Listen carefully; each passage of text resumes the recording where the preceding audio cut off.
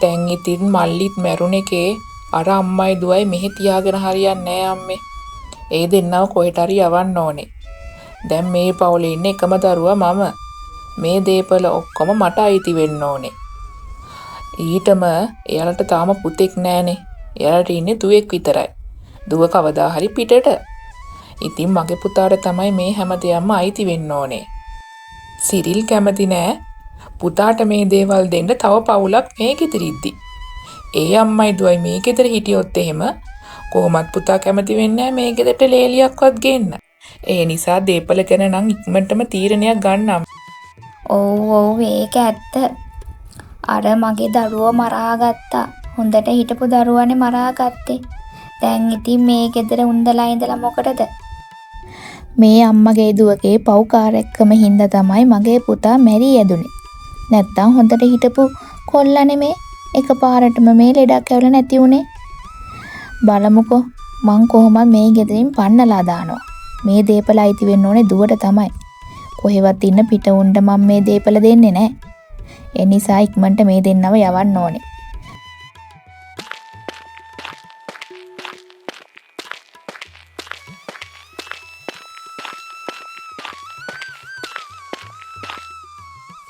අනේ අම්මේ ඔන්න අදත් ඉතින් පටන් ගත්තා තාත්තගේ ෆොටෝ එක බල අඬන්න. දැන්වත් ඕක අයින් කරලා දාන්න අම්මේ. අපි පුළුවන් කාලේ තාත්තට හොඳට සැලකුවානේ. තාත්තා ලෙඩින් ඉද්දිත් අපි ආව හොඳට බලාගත්තා. ඒ හින්දා අපි ඒ ගැන හිතලා සතුටු වෙමු අම්මේ. දැන් ඕක අයින් කරලා තාත්තගේ ඉදිරි වැඩ කටයුතු ටික හොයලා බලලා කරමු අපි හොඳට.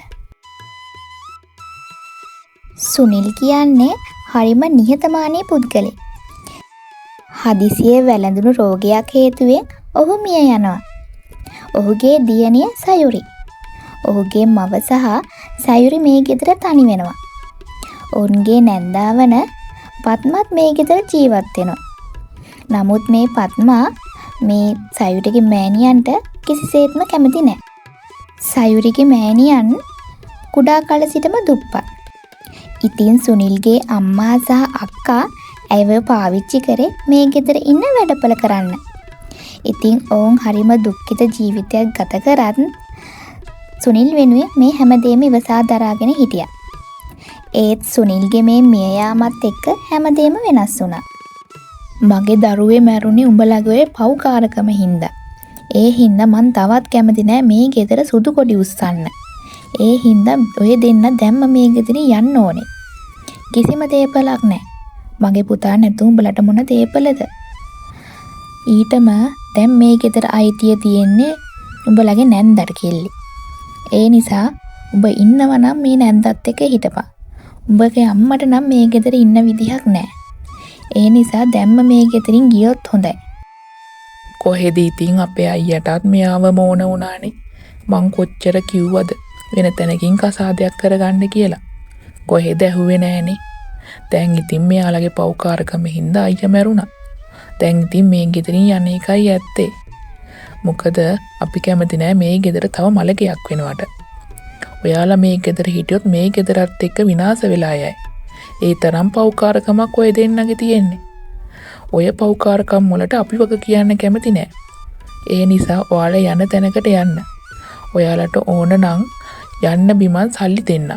ඒ උනාට ඉතින් කිසි දෙයක්වත් දේපලක්වත් අයිති වෙන්නේ නැහැ. මොකද මේ දේපල යන්න ඕනේ පවුලේ අයට.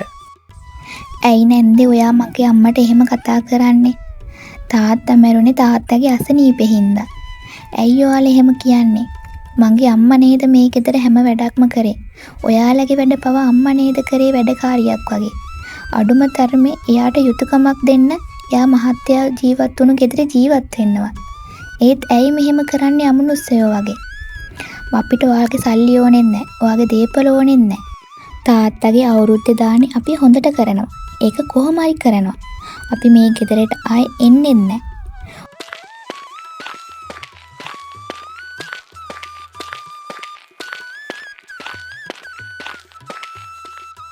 ඉතින් ඔය විදිහට සයුරිගේ අම්මයි යන්න තැනක් නැති වුණත් ගෙදරින් එළියට ඇවිල්ලා පාර දිගේ ඔහේ ඇවිදගෙන ගියා.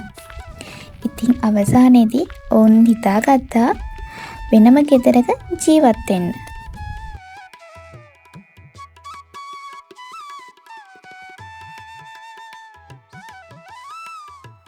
අම්මේ දැන් අපි ජීවත් වෙන්න විදියකුත් හොයාගන්න එපයි. මේ ගෙදරත් අපේ වාසනාවට තියෙන සල්ලි වලින් කුලිය දීලා ඉන්නවා. ඒත් අපි දෙන්නට කන්න බොන්න ඉස්සරහට නැති වෙන්න ඉඩ තියෙනවා. ඒ හින්දා මං නගරෙට ගිහිල්ලා මොකක් හරි වැඩප්පලක් හොයාගන්නම්. අම්මා ගෙදරට වෙලා ඉන්න. අම්මා මහන්සි වුණා හොඳටම ඇති. මට දැන් පුළුවන් අම්මව බලා ගන්න. අම්මා එක ගැන හිතන්නේ නැතුව ඉන්න. ඉතින් සයුරි එදාම නගරෙට ගිහින් වැඩපළ හෙව්වත් කිසිම තැනකින් ඇයට වැඩක් නම් හම්බ වුණේ නැහැ. ඇය තරුණියක් නිසා ඇය ගැන කවුරුත් වැඩිය හිතුවේ නැහැ. ඊටම ඇය ගෑනු ළමයෙක් නිසා ඇයට වැඩ දෙන්න බොහෝ වෙළඳුන් අකමැති වුණා. නමුත් අවසානයේදී මේ බෑග් වලට ලොකු ඉල්ලුමක් තියෙනවා දුවේ. ඔයාට වැඩප්පලක් දෙන්න නම් මට බෑ. ඒ වුණාට ඔයාට පුළුවන් මේවා හදලා මට ගෙනත් දෙන්න. මං ඒව විකුණලා දෙන්න. හැබැයි ඉතින් විකුණුවාට පස්සේ තමයි සල්ලි ලැබෙන්නේ. ඊට කලින් නම් සල්ලි ලැබෙන්නේ නැහැ. දුව කැමති නම් ඒක කරන්න. අනේ බොහොම ස්තුතියි මාමි. මේ වෙලාවේ මේ උදව්ව මට ගොඩාක් වටිනවා. මං හෙට ඉඳන්ම වැඩ පටන් ගන්න. ලබන සතියේ ඉඳන්ම මම මේ බෑග් ගෙනත් දාන්නම් මෙතෙන්ට. අනේ බොහොම ස්තුතියි මාමි. සල්ලි මට සතියකට සැරයක් ලැබුණොත් ඇති. මං එහෙනම් ගිහින් එන්නම් මාමි. මං ඉක්මනටම හම්බ වෙන්න එන්න.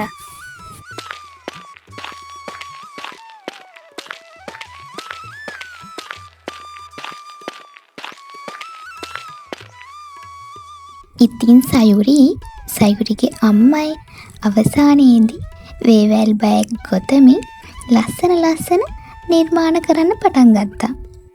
ඔවුන්ට සල්ලි වලට වඩා මේ වැඩේ ලොකු මානසික නිදහසක් වුණා. ඒ නිසා හරිම කැමැත්තෙන් මේ වැඩ ටික කරා. ඔයාගේ බෑග් නම් හරිම ලස්සනයි දුවේ. මේව හරිම ඉක්මනටම විකිනෙනවනේ. කලින් තැන් වලින් නම් මෙච්චර හොඳට විකුණුන්නේ නැහැ. දුවගේ මේ අලුත් අදහස් නිසා ගොඩක් අය දැන් මාව හොයාගෙන එනවා. ඒ වගේම මේවා ගන්න ලොකු ආයතනත් දැන් අපිත් එක්ක සම්බන්ධ වෙන්න යන්නේ. අනේ හරිම සතුටුයි මාමේ අහන්න ලැබුණ එකත්. ඇත්තටම මම මේවා ආසාවෙන් කරන හින්දා වෙන්නේ නැති. මෙච්චර මේ හොඳට විකිනෙන්නේ. මං එහෙනම් ගිහින් එන්නම් මාමේ. හවස් වෙන්න කලින් ගෙදර යන්න ඕනේ. මං සල්ලි ගන්න ලබන සතියේ එන්නම් මාමේ. අද සල්ලි ටිකට බොහොම ස්තුතියි.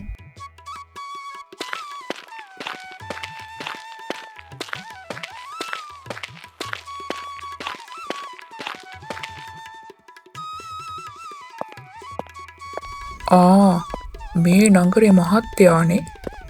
අද කවදාවත් නැතුව මෙන්න ලොකු මහත්තයා එනවා. හරිම පුදුමයි. මුදලාලි මං ආවේ මේ ලොකු කාරණාවක් දැනගන්න. මොකද දැන් අපේ ආයතනයත් එක්ක වෙන ආයතන ගොඩාක් සම්බන්ධ වෙලා තියෙන්නේ. ඔයාගේ මේ වේවැල් බෑග් වලට පිටරට ලොකු වටිනාකමක් තියෙනවා. ඒ නිසා අපිට හම්බ වෙන්න ඕනේ මේවා හදන තැන මොකද්ද කියලා හොයාගන්න. මොකද අපිට යාත්ලත් එක්ක කතා කරාම මේ වැඩේ කරන්න ලේසි. ලොකු ආදායමක් ලැබෙන ව්‍යාපාරයක් මේක. ඒ නිසා මට පුළුවන් නම් එයාලා ඉන්න තැන කියන්න. මම ගිහින් එයාලව හම්බ වෙන්න. මුදලාලි බය වෙන්න එපා. මුදලාලිටත් මේකෙන් ලොකු ගාණක් ලැබෙනවා. ඒ නිසා ඒක ගැන සැකයක් තියාගන්න එපා. අපිට පොඩ්ඩක් පාර කියන්න. අනේ හරිම සතුටුයි මහත්තයා. මහත්තයාට මම කියන්නම්. ඔතනින් තුම්මන් හන්දියෙන් දකුණට දාලා දෙවනියට තියෙන පොඩි ගෙදර. අන්න ওই ගෙදර තමයි මේව හදන්නේ. ඒ ගෙදර ගිහින් ඇයෝ හම්බ වෙන්නකෝ.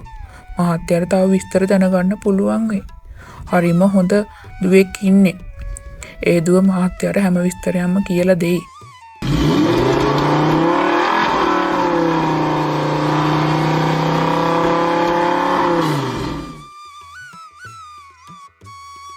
මේ ඉන්නේ රමේෂ්.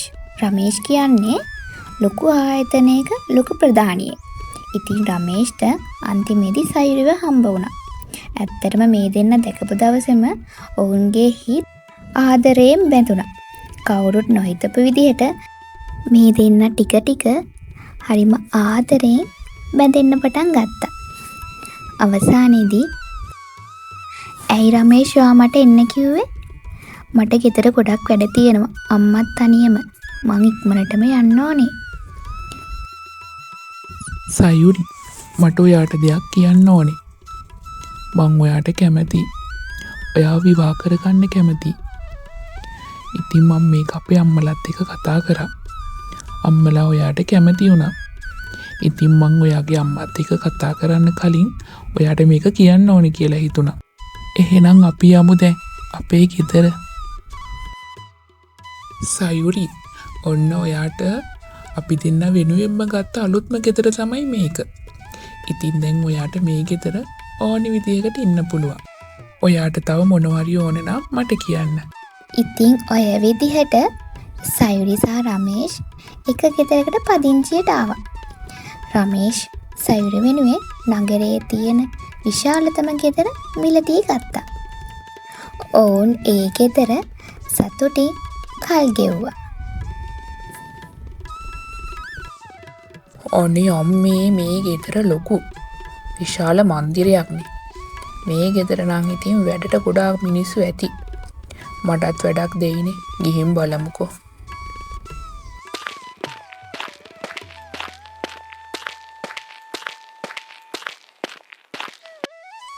මගේ නෝනට ළමෙක් හම්බ වෙන්න ඉන්නේ. ඉතින් මම කෙනෙක් කිව්වේ එයාගේ වැඩ කටයුතු කරන්න. ඉතින් ඔයාට පුළුවන් නම් එයාගේ වැඩ කටයුතු කරගෙන මේ ගෙදර නැවතිලා ඉන්න පුළුවන්. හැබැයි ඉතින් එයා තමයි තීරණය කරන්න ඕනේ. මම හිතනවා එයාත් කැමති වෙයි කියලා. අනේ බොහොම ස්තුතියි මහත්තයා. මට හිතෙනවා මහත්තයා වගේම කරුණාවන්ත නෝනා කෙනෙක් වෙන්න ඇති මේ ගෙදර ඉන්නේ. නෝනට කොහොමත් උදව්වට කෙනෙක් ඕනේනේ. මම තමයි ඒකට ගැලපෙනම කෙනා. මහත්තයා නෝනාගෙන් අහලා කියන්නකෝ. මට ඔය මොන වැඩක් හරි කමන්නේ. මේ වෙලාවේ මට පිහිට වෙන්න. කන්නවත් සල්ලි නෑ මහත්තයා. මහත්තයාගේ මේ කරුණාව හින්දා තමයි මේ හැමදේම. නෝනත් කරුණාවන්ත කෙනෙක් වෙන්න ඇති. හැබැයි ඉතින් නෝනා තමයි හැමදේම තීරණය කරන්නේ අන්තිමේට. මොකද යන්නේ මේ ගෙදර වැඩපළ එහෙම කරන්න දන්නේ. සයුරි, මේ අහන්න, මං ඔයාට මේ උදව්වට කෙනෙක් ගත්තා. ඔයා පොඩ්ඩක් මෙයාත් එක්ක කතා කරලා මෙයා හොඳද බලලා කියන්න මට. ඔයාට ඉස්සරහා මේ ගෙදර වැඩ කරන්න අමාරු වෙයිනේ. ඒකයි මම එක්කෙනෙක්ව ගන්න බැලුවේ. ඔයා හොඳයි නම් කියන්න. අපි මෙයාව හෙට ඉඳලම ගමු. එහෙනම් ওই දින කතා කරන්නකෝ. මම ගිහින් එන්න. මට තීරණය කියන්නකෝ සයුරි. සයුරි දුව, ඔයා? එතකොට ඔයාද මේ මහත්තයා බැඳලා ඉන්නේ? ඔයා කොහොමද මෙච්චර සල්ලිකාර මහත්තයෙක් හොයාගත්තේ? ඔයා නම් ඇත්තටම දක්ෂයි දුවේ. අනේ ඉතින් අපේත් වාසනාව. දැන් ඉතින් අපි දුක් විඳින්න ඕනේ නෑනේ. දුව ඉන්නවනේ. රමේෂ්, මේ ගෙදර කාරුත් ගේන්න ඕනේ නෑ වැඩට. ඉක්මනටම මෙන්න මෙයාව යවන්න මෙතනින්.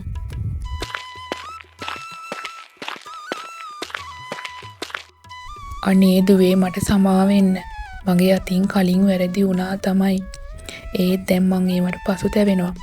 අපිට තිබ්බ සියලුම දේපල නැති වුණා. අම්මා ලෙඩ වුණාට පස්සේ එයාට බෙහෙත් කරන්න අපි ගෙවල් දොරවල් හිටන් වික්කා. දැන් අපි ඉන්නේ කුඩා පැලක. අපේ පුතත් කොළඹ ගිහින් ආවේ නැහැ. එයා වැරදි දේවල් වලට යොමු වෙලා. මහත්තයාත් බීගෙන තමයි ගෙදර එන්නේ. අම්මත් ගොඩක් ලෙඩින් ඉන්නේ. අපි අසරණ වෙලා ඉන්නේ.